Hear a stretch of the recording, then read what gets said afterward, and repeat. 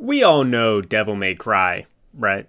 Okay, maybe not know, but everybody's at least heard of it before. It's the grandpappy of action games. You wouldn't have any of the big third-person action games the way they are now without the PS2's little game about a man in a red coat who shoots things with dual pistols. DMC popped out in 2001 on the PS2 and has since had 4 additional sequels, an anime, whatever this was, and at least 1 pachinko machine. Probably. While very rarely ever topping anybody's best game ever lists, it definitely had a defining influence on the gaming scene as a whole. A whole new bar to rise to. And as a giant that so many other titles stand on top of, I think it's worth digging into. A game that released in 2001 may have inspired what we love to play now, over 20 years later. But does it hold up? I mean, 20 years puts a lot on you. I'm not so sure our pal Dante over here would be looking as smoking, sexy, or stylish 20 years on, but who knows. I really never played the first Devil May Cry game, and I think it's worth going back and seeing what this game did, what it had to offer, and what exactly is in this game that inspired the legacy that surrounds it. So swing your red coat, holster your double pistols, and strap your father's sword to your back, because we're diving headfirst into Capcom's most stylish action game, Devil May Cry. So the story goes like this. Around 2,000 years ago, the demon lord Mundus attempted to conquer the human world, but was ultimately stopped and sealed away by the demon swordsman turned good guy, Sparda. Sparda would go on to live relatively long and, near the modern era, get himself a wife and eventually 2 kids. Sparda then dies mysteriously, and his wife and one of his sons are killed by Mundus. Only one of his sons, Dante, survived. Dante has since been in the devil-killing business, constantly on the lookout for the ones who killed his family. The game pops right off with a devil woman Trish who tells Dante that Mundus is planning on returning to the world of the living, and it's up to Dante to go and stop him. Our half-devil friend heads off to Malay Island where Mundus was sealed in order to stop the demon lord's return. Dante fights some demons, collects some weapons, gets stabbed a few times, goes for a swim, then fights his twin brother Virgil. It turns out that Mundus had corrupted and taken control of Virgil and turned him into Nero Angelo. I know in the game he's called Nello Angelo, but that was a translation error, and he 100% was supposed to be called Nero Angelo because that translates to Black Angel in Italian. The brothers duke it out a few times, but Dante, with the power of Untouchables, is able to defeat Virgil one last time, sending him to the Shadow Realm. Virgil and Dante were both given one half of the perfect amulet by their mom, and when combined it restored their father's sword to full power, including the power to free Mundus. Going deeper into the demon world, Dante gets betrayed by Trish, and then saves her right afterwards. Trish is attacked by Mundus, Dante awakens the power of Sparda, he defeats Mundus, voice cracks, and tries to escape Malay Island. In a final fight against Mundus on the island, Trish shows up and powers Dante's Devil Trigger to finish the fight and fly out on a biplane. And that's the whole story of DMC1. It's a pretty bare-bones story, to be honest. The opening does a lot of lifting of setting up Dante's motivations, but none of that really matters. Dante is just supposed to be a cool guy who does cool things and has a tragic backstory. Trish is supposed to look like Dante's mom. She was created by Mundus to lure Dante to Malay, but besides the opening cutscene and the game's most infamous cutscene, she's really not around that much. Other than that, there's not a lot of people explaining the plot, mostly folks just talking about how scary Mundus is or how dead Dante is about to be. For a game with a good amount of cutscenes, they're used more for reinforcing how cool Dante is, either with flashy action or snarky dialogue, than they're used for telling a good story. The cutscenes are visually cool, but audibly not. Before I make fun of the words being said, I want to point out just how poorly mixed the cutscenes are in this game. Only in cutscenes, the characters are just hard to hear over the sound effects. When you can hear what the characters are saying, I'm his son, Dante. Sweet. Yeesh. Really thinking about it, it's not the worst stuff I've ever heard. It's actually pretty stereotypical early 2000s dialogue, but I just don't think it aged well. at all. Like a real product of a time. I don't know what to call them, wisecracks? Quips? Whatever snarky things Dante says just come off as being real dorky nowadays. And then we have Trish. And she puts in one hell of a performance. All in all, the cutscenes didn't really bother me. There's also not a whole lot of them, so they don't bog the game down. The levels in DMC are a bit weird to explain, because it's a linear game, but with backtracking and multiple rooms to explore. The chunk of the game takes place inside this big castle, and the castle is mostly linear, but you do need to run around and collect keys or items to unlock new rooms. Not to mention that backtracking and exploring is needed for finding consumable items, guns, and secret missions. I actually like the reuse of areas and levels in Devil May Cry, mainly because you're usually fighting different enemies each time you revisit a room. There's a lot of detail in the levels, like the furniture, the art, and the different layout of each room. Also, no room is just a flat base, like a circle or something. Almost all of them have some type of terrain or doodad in them that you gotta go play around. Making a really solid castle with a bunch of hallways and rooms, and just reusing those really solid levels is, in my opinion, a preferred option than making a bunch of mediocre or boring looking levels, but never reusing them. Apart from the castle, you fight on a pirate boat, at a coliseum, and in the demon world. And these areas are a lot less memorable than the castle, and that's probably because of how little time is spent within them. Overall, I don't mind the level design in Devil May Cry. I like that by the end of the game, you have a pretty good mental map of how the castle is laid out, and where all the rooms are, and where all the rooms lead. But now we get into the real meat of Devil May Cry. In DMC, you have a single button that swings your sword and a single button that shoots your gun. It's wild just how much mileage the game gets by having effectively just one attack button. A standard rapid pressing of the attack button gets you a basic combo, but if you attack twice, then wait a beat, now the combo changes. If you attack once, then wait a beat or two, then attack twice in rapid succession, you get a totally different combo. Then you have the knock-up attack, the air attack, and stinger. What's so cool about this style of gameplay is that it takes that one-button attack as far as it can go. The guns are also single-button presses too, and the guns at first don't feel like they have any real impact at first. But as you play on, the guns end up being really useful. Each gun shoots differently and has different uses, and mastering what gun to use against what enemy and when is a really important part of Devil May Cry's combat. The last part of the combat is Devil Trigger. Pretty early on, Dante unlocks the ability to use Devil Trigger, which is powered by these little runes here. You charge up your runes by dealing damage and taking damage, and when you have at least 3 runes filled, you can go into Devil Trigger mode. DT is a powerful asset. It augments Dante's attacks, giving passive damage increase buff, healing over time, and increasing the damage of guns. And in Ebony and Ivory's case, it turns their bullets into bigger projectiles. Devil Trigger is a massively important aspect because it can change the flow of battle as soon as you press it. It's kind of like a super-powered upgrade, but one that you need to charge and manage as the fights continue. There are a handful of melee weapons in the game, but if we're being honest, there's really only 2, since the starting sword and the last sword don't really do anything unique, and these 2 main weapons are Alastor and Ifrit. Alastor is the sword that arcs lightning, and that fella does all the usual Dante sword skills: stinger, air hike, the slashes, and whatnot. Ifrit is the punchy fire gloves weapon, and they have these slow, powerful hits, but they can also do a fast and furious combo.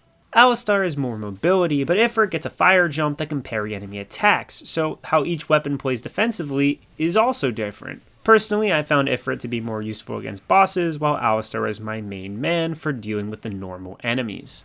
Well, when I wasn't using Air Raid. Each weapon grants Dante a different Devil Trigger. Alastor makes Dante run really fast, and you can unlock the ability Air Raid, which shoots lightning from Dante's flying demon form, and that happens to be incredibly good against most things, including bosses. And Ifrit just fire punches real good. Like real good. The starting sword and Sparta both have some abilities, but neither have access to Devil Trigger, which makes them pretty much worthless in my opinion. The cool thing I want to mention about melee weapons is that you can switch between them without going into the pause menu. The pause menu lets you switch between any gun or sword without having to deal with animations, but you can switch between Alistar or Ifrit after a quick animation outside of having to pause the game, and I think that's really neat.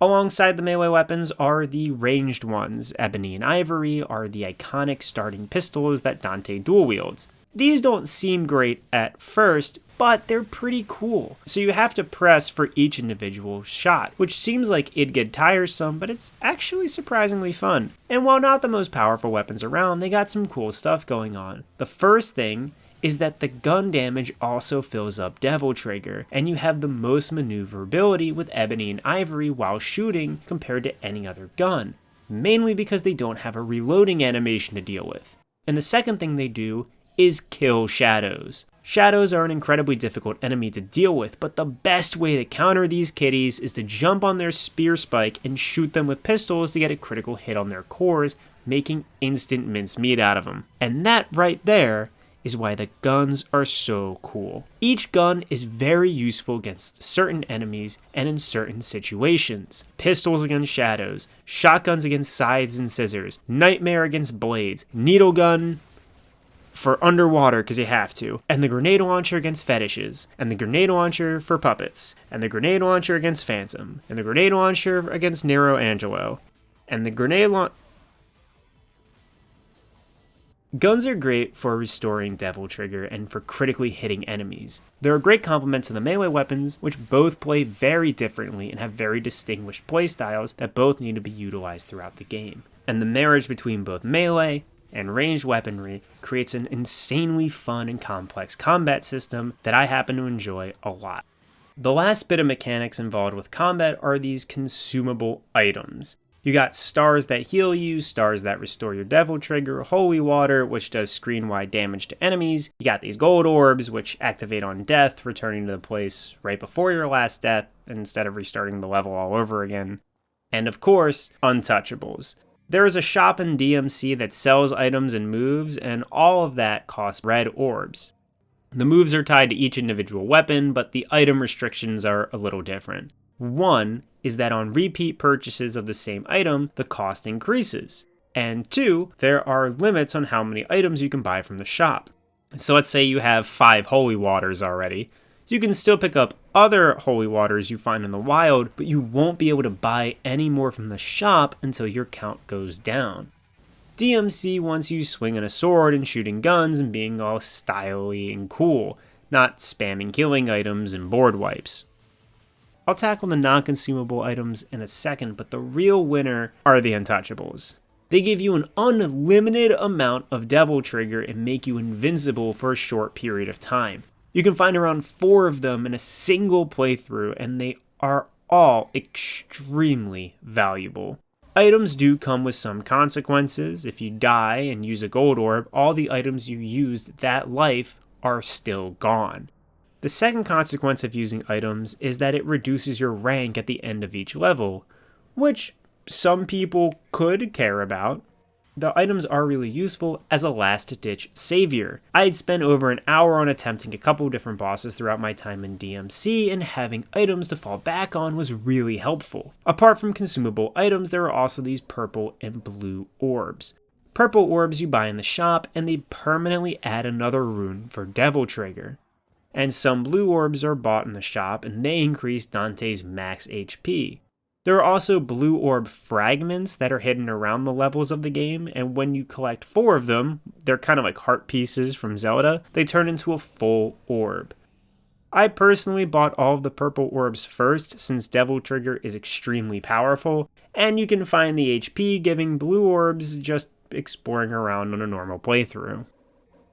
The combat of Devil May Cry is made up of more than just what the player can do. It's not a one-person dance, it requires other participants. The enemies of DMC really complement Dante's moveset, creating the amazing action we all know.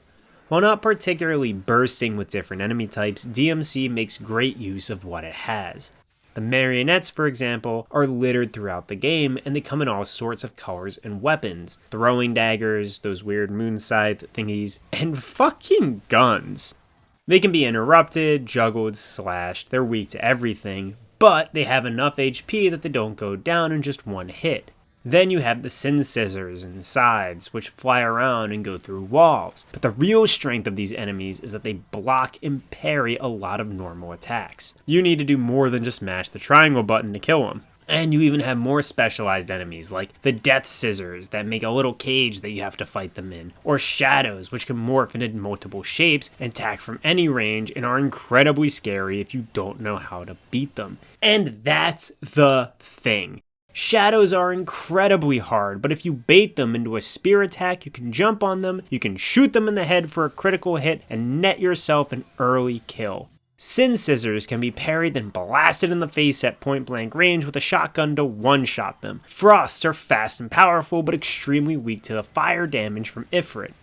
Not all the enemies have distinguished and noticeable weak spots, but they all require interaction and engagement from the player than just mashing buttons. And that engagement and interaction from the enemies makes the game flow even better than others. That's like its core, the good combat against good enemies. And never is that more true than with the bosses. In Devil May Cry, most players' runs end at Phantom, the first boss of the game. Up until Phantom, it's just marionettes and a few Sin Scissors, which you can just hack and slash your way through. But Phantom hits hard. He blocks, he's resistant to a lot of damage, he has powerful range attacks, he will mess you up. You'll die a lot against him if you're not prepared to play the game a little smarter. Rolling and jumping out of the way, waiting to attack, making your attacks count. Phantom's weak spot is on his back, and you can stagger him by hitting him in his face. And all of the bosses are like that. The bosses in DMC are big and chunky and powerful, and they will kill you again and again and again and again and again until you learn how to fight them. Nightmare is probably my least favorite fight for the longest time because he has a lot of mechanics to get a hold of, on top of dealing a ton of damage. See, Nightmare can't be attacked unless you hit these little dials to turn the lights on. Then you have to bait an attack out of him to get him to reveal one of his 2 cores. Damaging a core deals damage to his overall life bar, but each core has its own set of HP, and if you deal enough damage to its core, you have a chance to crack it. And if you crack a core, it changes color, and Nightmare's moves related to that core get more advanced, and they take less damage.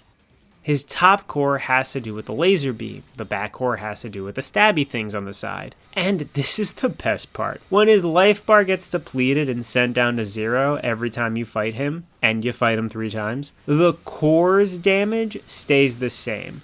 So if you break a core in the first fight and make the fight harder, in the second fight, it also has the same broken core. So Nightmare's moves will be bigger and badder, and he'll be taking reduced damage from the get-go. Meaning Nightmare's cores have to be managed across 3 whole fights throughout the game. Oh my god! I forgot to mention, if you don't keep the lights on, Nightmare can eat you and send you to his little nightmare realm where you have to fight one of the previous bosses of the game. The whole ass boss fight inside another boss fight. Yeah, so that's Nightmare. The other bosses aren't as bonkers, but they all get repeated multiple times, which for some people is a negative. I personally think of it as a positive. Now that I know how to fight Nightmare, I'm actually way more on board with him as a fight, and I think it's cool that his cores transfer from fight to fight.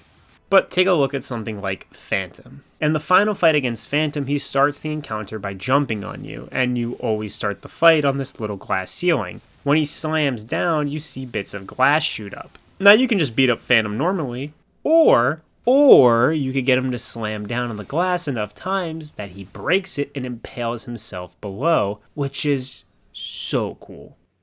Nero Angelo is probably the hardest boss for me because he's fast, his sword is huge, you fight him in increasingly smaller locations, and he deals hella damage.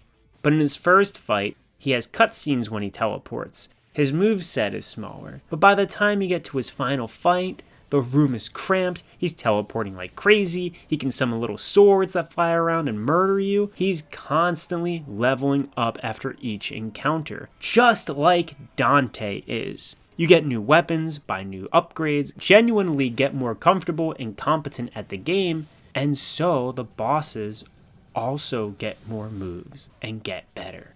The last two bosses to talk about are Griffin and Mundus. Griffin is incredibly obnoxious, mainly because he spams projectiles at you and has a tendency to fly out of range in some of his fights, not to mention the wind changing and putting resistance on your movements. Every other boss you can melee attack, you can engage with more options. Griffin is very much a ranged, focused fight, and that limitation makes him real tedious. And finally, Mundus, the final boss of the game. And while Phase 2 is a totally reasonable boss fight, Phase 1 is... look at it, dude. It's some inverted shoot-'em-up game mode that is so bizarre and comes completely out of left field. Like, literally nothing else in the game up to this point shares this gameplay. It's wild. Overall, the bosses are extremely memorable and test the player in a lot more ways than the standard enemies, who are also pretty challenging. I like the reuse of the bosses since every rematch is fought in a different area, like Griffin on the ground, then on a pirate ship, then in a crumbling coliseum. And I like that each boss gets more moves as you refight them. If Devil May Cry just had cool combos, but you can only use them against enemies that barely fought back and bosses that barely challenged you and were just damage sponges, then the gameplay really wouldn't be great. What makes the gameplay great is that you have an amazing toolkit and have to engage with enemies and bosses that test you to use every aspect of it. Okay, well, the combat is almost perfect. The biggest issue I found with the game's combat is the lock-on. Hold the right bumper down soft locks onto a target, and for the most part, it works totally fine. But there are some moments, mainly in the Nightmare and Mundus boss fights, where the lock-on will target something I do not want to attack, like the little balls in Mundus' Phase 2, or the little worms that Nightmare sends out instead of the dial for light. Probably the most frustrating thing is to want to lock on to one target, but the game deciding to target onto something else, and in a game where hits are heavy and you're constantly dancing around death, those lock-on hiccups can be a real pain. The real treat, the really amazing thing about DMC's mechanics is that it's simple to understand. Press one button to attack, press one button to shoot, press one button to jump. But learning when to attack, when to shoot, when to jump or dodge creates a flow. You start to get a solid feeling of when you can attack and when you can't. Eventually, the complexity of DMC arrives when you mentally arrive at it yourself. It's like you're constantly leveling up. I didn't even really notice it at first, but to be honest, on repeat playthroughs though, I was soaring through levels without taking damage. I was beating down bosses who I previously spent hours fighting against. The game trains you in how to play, and the only way to progress is to play even better than you were previously.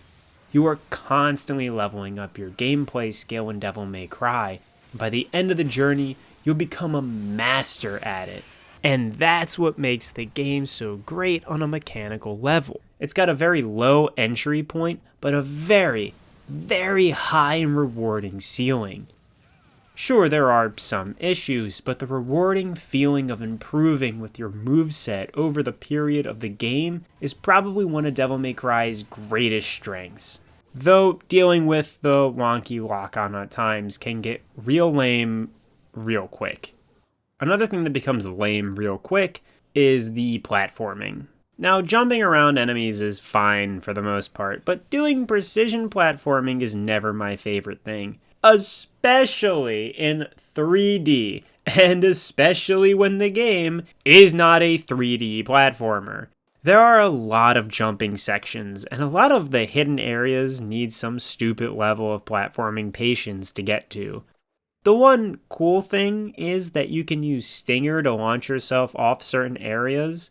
The not cool thing is I only found out how to do that by watching a speedrun of the game, and some of these hidden orbs basically require you to know that tech to get them.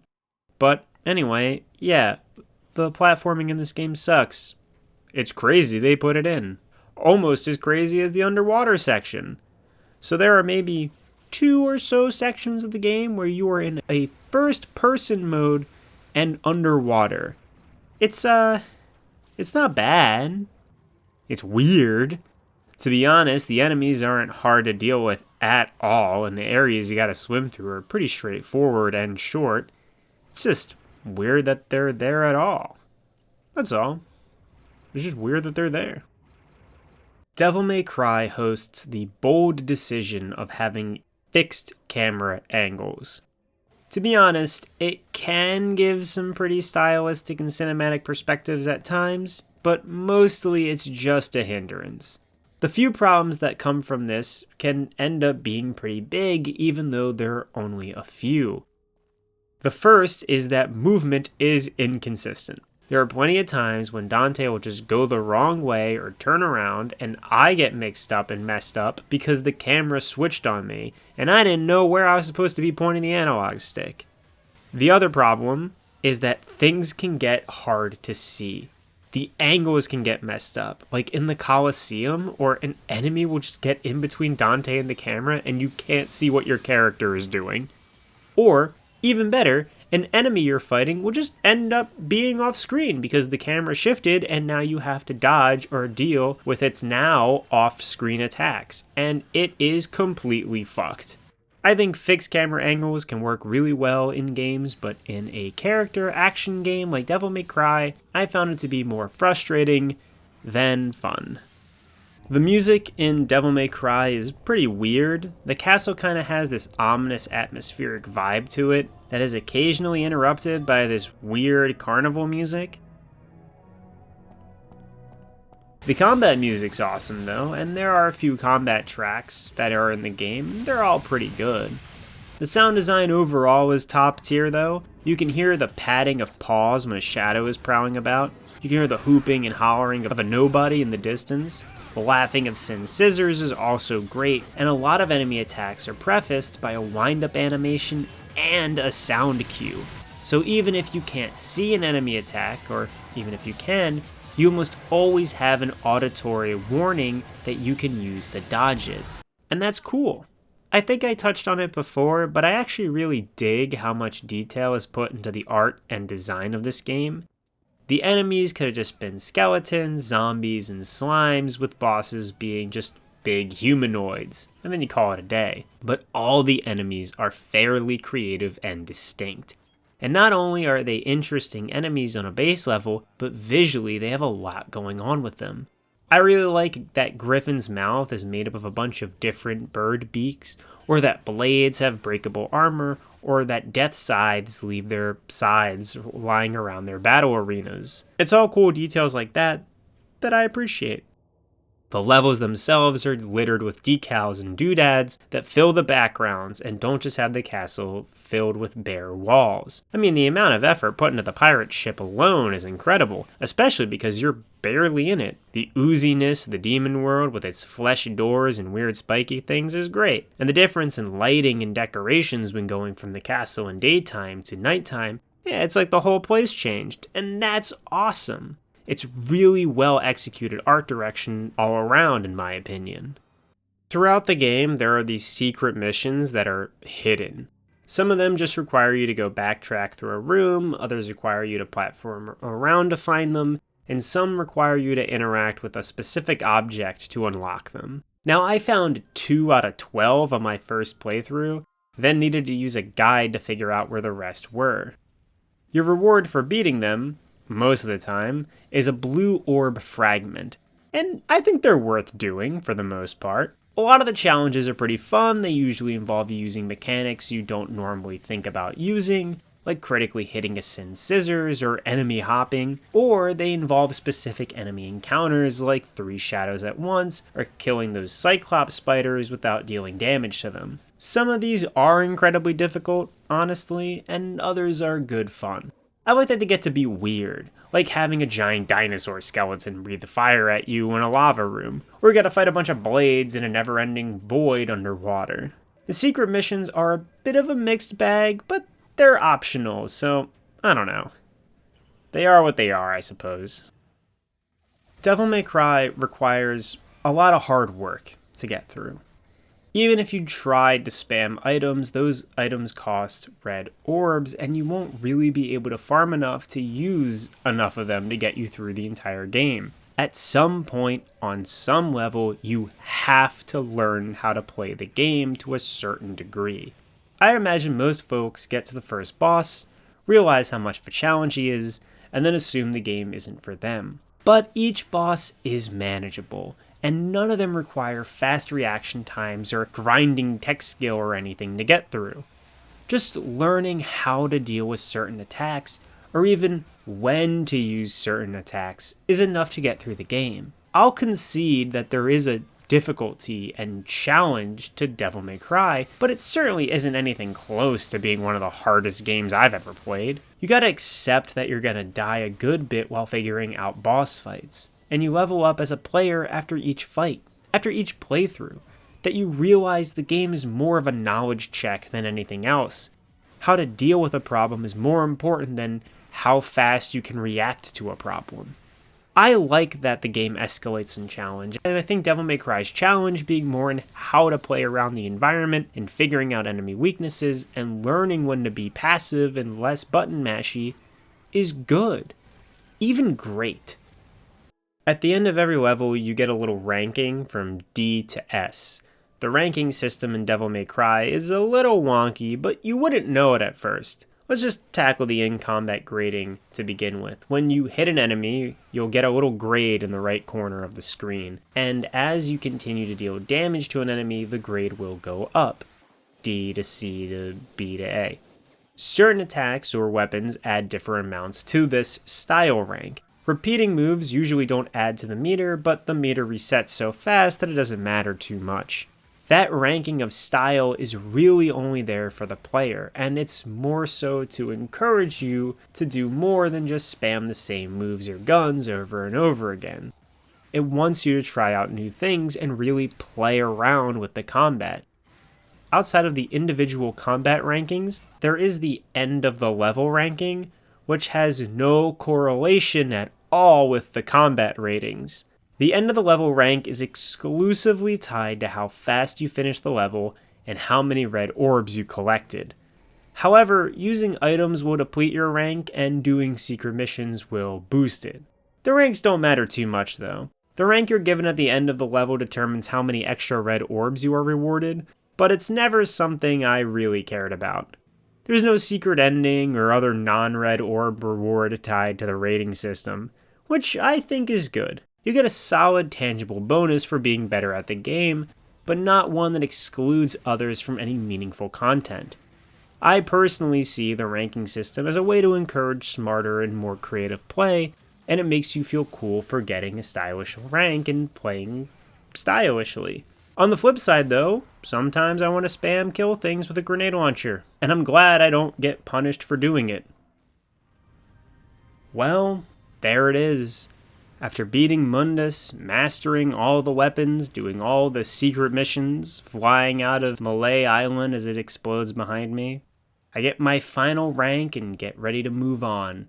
And Devil May Cry was a good, solid experience, one that I really enjoyed.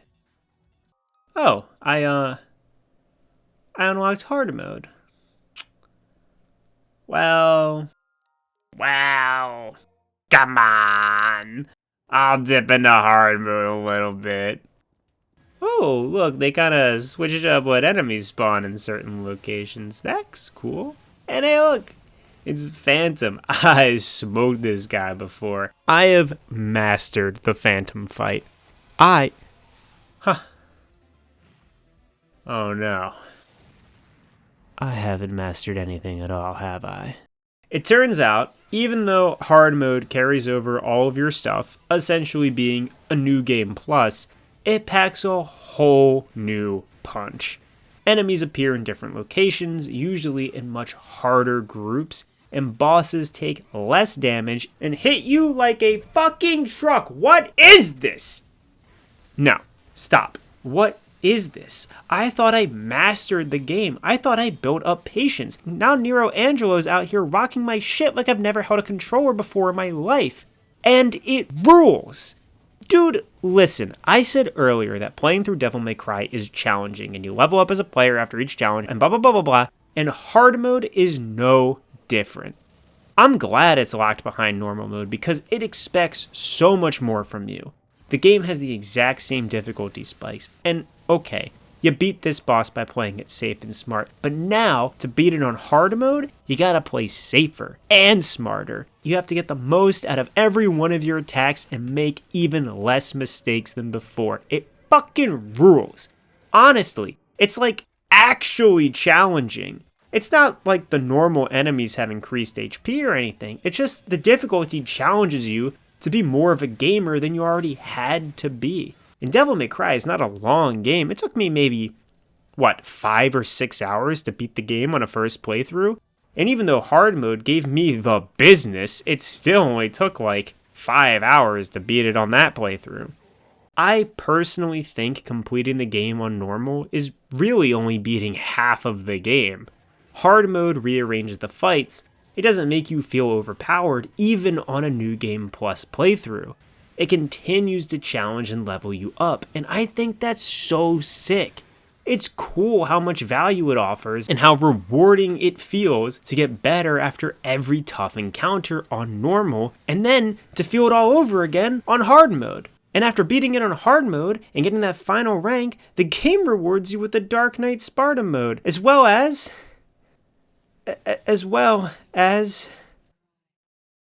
I believe that completing normal in hard mode is enough to constitute having a full Devil May Cry experience. Dante Must Die is very, very similar to hard mode. It keeps the rearranged enemy order, normal enemies hit you harder, but now the bosses resist the shit out of Devil Trigger attacks and just murder you in 1 or 2 hits if you haven't maxed out your HP.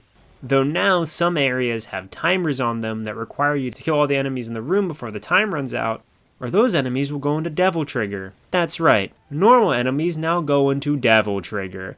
And when they do, they don't have hit stun, they don't die, and they deal hella damage. This mode broke me. Literally, it broke me. The last Mundus fight had me spamming the fire button so many times after so many attempts that I actually hurt my hand so bad I couldn't play games without feeling pain in it for a few days. The bosses are extremely tough and challenging, most to the point of frustration. There is a lot to love and enjoy about Dante Must Die, but I do consider this to be the more optional of the 2 harder difficulties. I really loved my time with DMC, so I was more than eager to run straight into Dante Must Die, but it's not something I would encourage the average player to do. Like, I would encourage them to play hard mode, but maybe not DMD. I got hard stuck a few times on this playthrough, namely the last 2 Nero Angelo fights and Nightmare 2.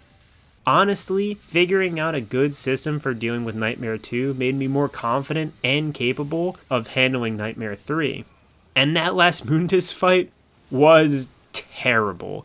By the end of an hour of retries and attempts, I decided to just spam all of my Devil Trigger restoring items in order to blast through his first phase because my hands could not physically take it anymore.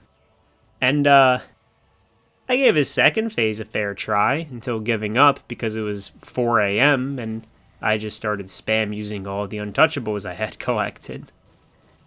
Beating the game on Dante Must Die unlocks Super Dante as a playable character. He's just like regular Dante, but he has unlimited Devil Trigger, which is pretty sick. It's a fun game mode. I like that they reward you with the really overpowered fantasy after you've already proven yourself by beating the hardest mode the game has to offer. Dark Knight Sparta is a whole other story. It's the same game, but Dante now looks like his dad, who looks like what a rich dad in a kid's cartoon looks like. And it's pretty funny. Like, why does this dude have a monocle? Sparta has his own swords, mainly the one that's notable is Yamato, which is just Alistar, and he has his own guns, which are just renamed Ebony and Ivory. It's a harmless addition, but not super noteworthy in my opinion. And that's almost it. I just want to tackle one more topic before wrapping up. I decided to put this section at the end because I don't think people would care about it unless they had the full context of the entire game of Devil May Cry beforehand. I wanted to talk about how DMC came to be. Now, look, we all know... Did you know that Devil May Cry was originally supposed to be Resident Evil 4? Indeed. No way. Indeed. Wow. We all know that Devil May Cry was originally going to be Resident Evil 4, but it was deemed too action-y and instead of getting cancelled, was made into its own game, which was obviously a great decision.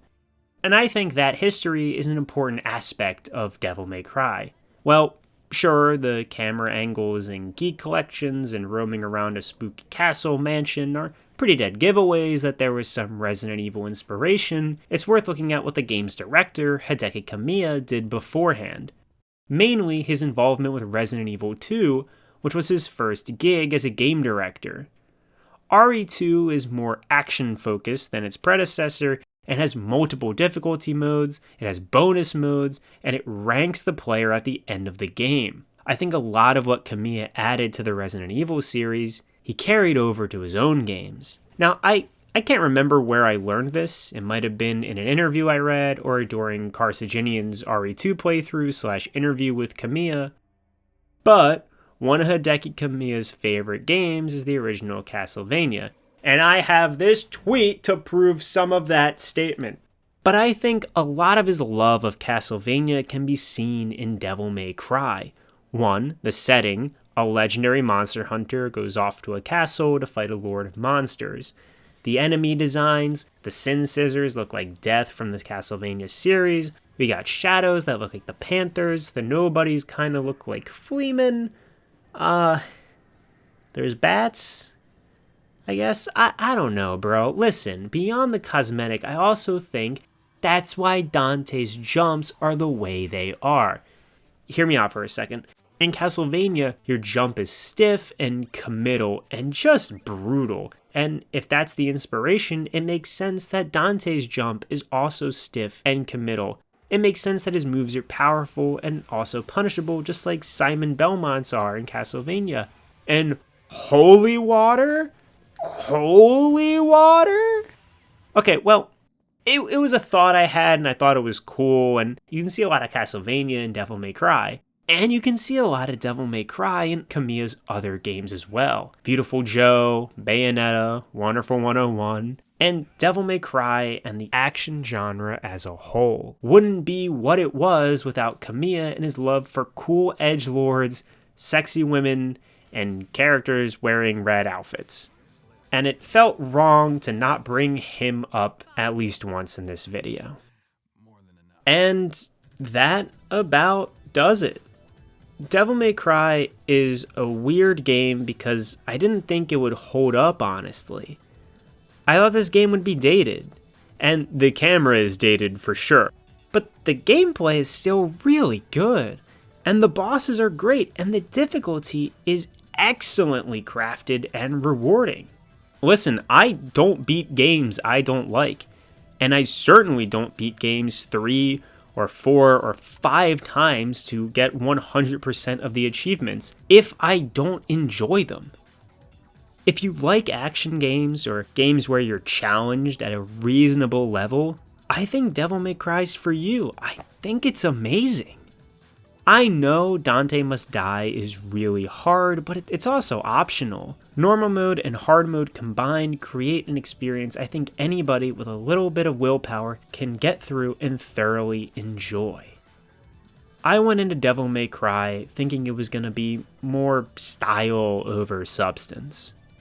Instead, I found a game whose gameplay is so good and so timelessly enjoyable that its substance is its own style.